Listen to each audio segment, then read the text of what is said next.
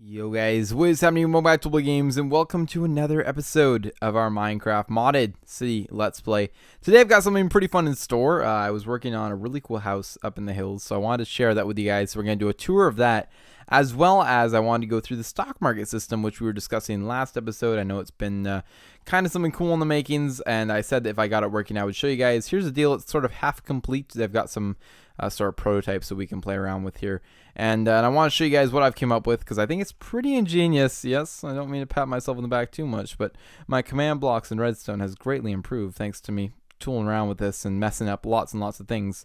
However, it's going to be lots of fun. So that's the deal with that. Welcome back. We are in this other house. You can see the stocks going all on their own there on the side. Let's look at this house. Why is there a wall here?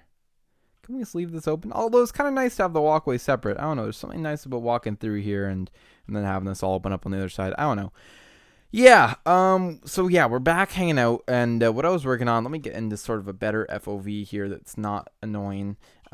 Is the house that's up here. Now it's pretty cool. It's a symmetrical modern build, and let's actually take the road there. So I think if we take the road, we gotta take this one over here. I've worked on a couple other places in here, I believe, which I'll share with you in a second as well. But yeah, we did work on this cool house, or I worked on this house off camera, and I really want to share it. So yeah, I can continue up this mountain road, take a right around here, and it's kind of right up the edge of this mountain where it kind of curves around. Private driveway, it's going to be one of the bigger houses in the area, and this is the entryway to it. Pretty basic entryway, but I've done a full interior on it. It's nothing too big, but I just wanted to share it. So when you walk in here, you see this awesome, massive room, and the whole idea of this house was to keep it as one really big open space. So I think I've done a pretty good job here. When I have it all in full chunks, I won't go right now because I'm recording, but when I have it on my 32 chunks, you can see right to the beach and the water, which is cool. Anyway, we have a little living room area right here, a nice kitchen that kind of protrudes from the wall, and then a dining room. You know, the basic necessities. You walk out here and you get this really cool front area. Looking back at the house, you can see the house, obviously. A couple of lawn chairs, or not lawn chairs. What would these be called? Lounge chairs. That's the word. An infinity pool, or at least the best you can do with an infinity pool in the game, as well as, look at that, all the stocks. Oh, they just changed. I was going to say all of them are at 0. Now they all are. That's crazy. I'm not sure if it's supposed to be like that or what. But anyway, and then we've got this nice little sitting area over here. And yeah, you can come and enjoy a breakfast. So that's basically the inside of the house. Couple other cool things though. When you open up these doors right here, you get the first bedroom, which is right in here. I had these sea lanterns here because I was trying to light the room up without torches and didn't know where to put them. Anyway, I might move those. Now if you continue up the staircase, you have a couple more bedrooms. The master bedroom's on the left here with a nice little bed, and then a big balcony out over the kind of I guess, what is this? It's like a carport. And then if we continue down on the other side, here's another really cool room with a big window. And yeah, it's just hanging off over the mountain. It looks pretty cool. Again, just another bedroom. So 3 bedrooms, a nice, really big open space here on the inside. I don't know, it feels very like cool and modern. I've just realized now there's no way to get into the garage, but there is a garage. So yeah. Flying around the house, you can see that it's using a very symmetrical design. It's not fully symmetrical. Like, I made some adjustments on this side. Basically what I did was I was going to make this entire back out like that, but then I wanted to have this balcony in there. So this would have been a big T shape on the top, but it's not. It's just going to look like this. These white wool are hiding the lights below, which are on the inside like so. And that's basically it. And also the deck doesn't come out symmetrically either, just because it didn't really make sense following the shape of the mountain. But that's okay. I think it turned out pretty good.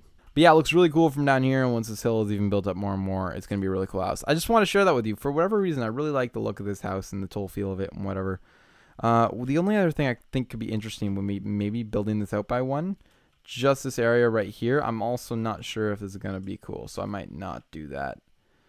That's not bad. It definitely adds a little bit of definition. I'm going to think about that one. I'm not going to add it just yet, but I am going to think about that. Not that it's a big deal, but I don't know. Anyway, let's talk about now the stock market. So last time I think I showed this, I was building the spawn, which is basically necessary for all the stock market commands to go under, and I'm almost certain that this would have been here last episode because the stock market was here. And then I built this little building. I said I didn't know what this was going to be. This is actually going to be the stock market building, but then we built the stock market building last episode, so this is no longer the stock market building. But first of all, before we head into the stock market building, I want to show you guys some of the commands if you guys are interested in this. Hopefully you are, because it's a really cool thing. I'll show you how it can apply to some other ways in your world as well. That is, of course, if you're using the mods that I'm using, or also if you're not using the mods I'm using. I'm going to show you how you can implement this in a world where maybe you don't have any mods, it's fully vanilla, and you want to create a really cool currency system, or anything like that. First of all, here we run into a completely vanilla timer. Basically, this is just a redstone repeater clock running around and hitting all of these different dispensers.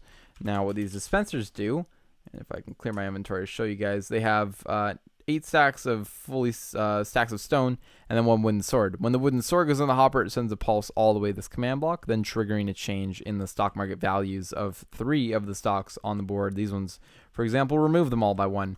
And when it just hits a regular piece of stone, nothing happens. So there's basically a 1 in 9 chance every time of the stock price adjusting when the timer reaches it.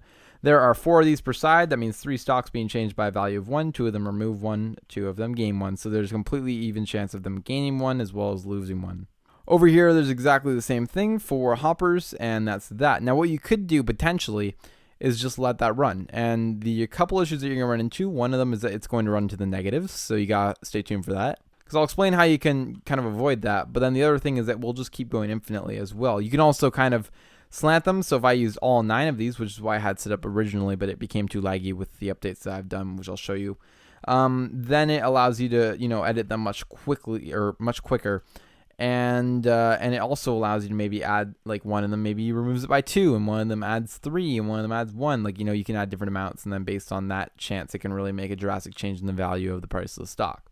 By the way, this is all using the scoreboard command, which I have shown a lot before on the channel here, but basically this is the commands that we're using here. Players remove. We had to create a scoreboard first, so to do this, I just created a scoreboard, objectives, add, and then the name of the objective, which would be the stock market in this case, and then I made it a dummy, and then I labeled it also with a display name of stock market. This has changed in the latest 1.15 version though, so you're going to have to stay tuned. I might make another video talking about that. But that's it right there. And then, of course, scoreboard objectives, set display sidebar, and then whatever you want, and that puts it up here on the side. Then you can start updating using these commands.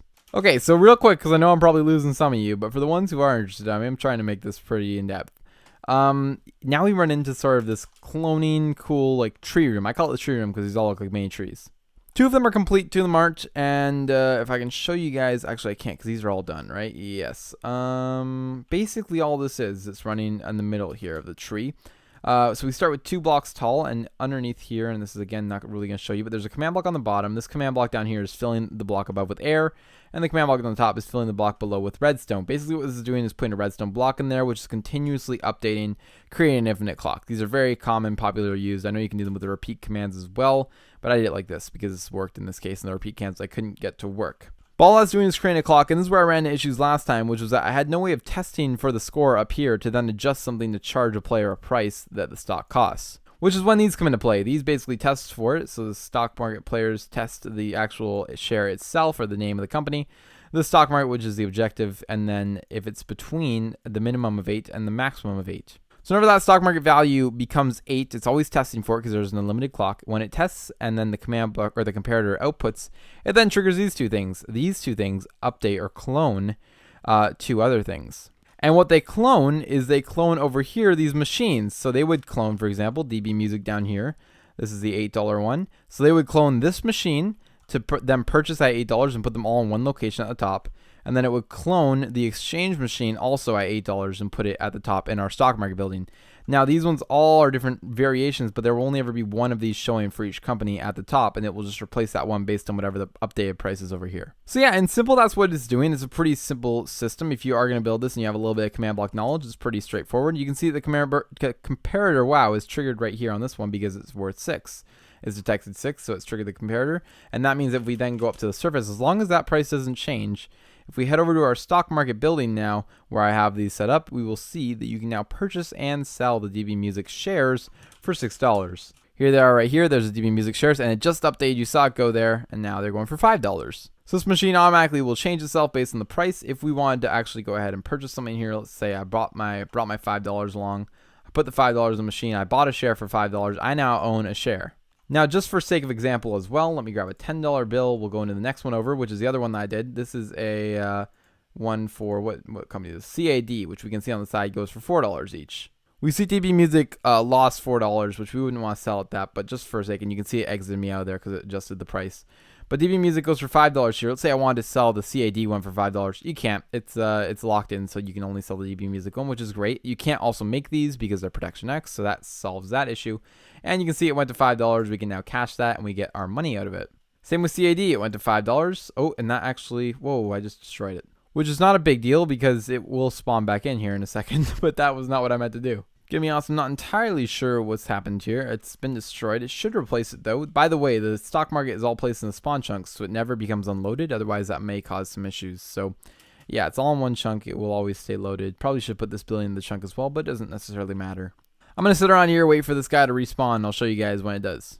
In fact, hold on a second. I can actually trigger this by myself. Why don't we just do that? So scoreboard, players, add, we'll do CAD, and then we'll go stock market, and then 1. And there it is, the comebacks. Or it came back. There we go. And now it updates the price. Anyway, in short, that is exactly what it's doing here. It updated to $7, and it basically has cloned these machines in here, which allows us to trade. And yeah, that's basically all I've created here as an economic system as the first sort of part. I will update that so all the companies then go through there. But I hope that you guys are enjoying this series and enjoying sort of the economy aspect of it here. Again, I'm not sure when it will be used or if it will be practical at all, but I decided that that would just be a fun thing for me to try out and play around with. I really did want to see if I could get one working. I'm super stoked now that we actually have one that works. I'm going to continue to work on different things like that coming here in the future. Hopefully there's some other cool things we can do with like real estate and selling houses along those sort of lines, adjust the value of them as well. It does take a little bit of sort of, power of the server. You do have to have a more powerful computer to run all these command blocks at the same time. So I'm going to try to avoid, not as of right now, but as we get more into more stuff, I'm going to try to avoid causing too much lag. So we'll see what I decide to add. Anyway, I'm going to end today's video there. And in the future, we are coming back with some more builds, of course. I think I'm going to be working on this plot right here, but don't quote me on that. We might go ahead and work on some houses or whatever I'm feeling. But that's coming back on Monday, so I hope to see you guys all then. And for right now, let me end the episode. If you guys enjoy, please don't forget to go below, leave a like, comment, and subscribe, and I will see you guys all in the next video.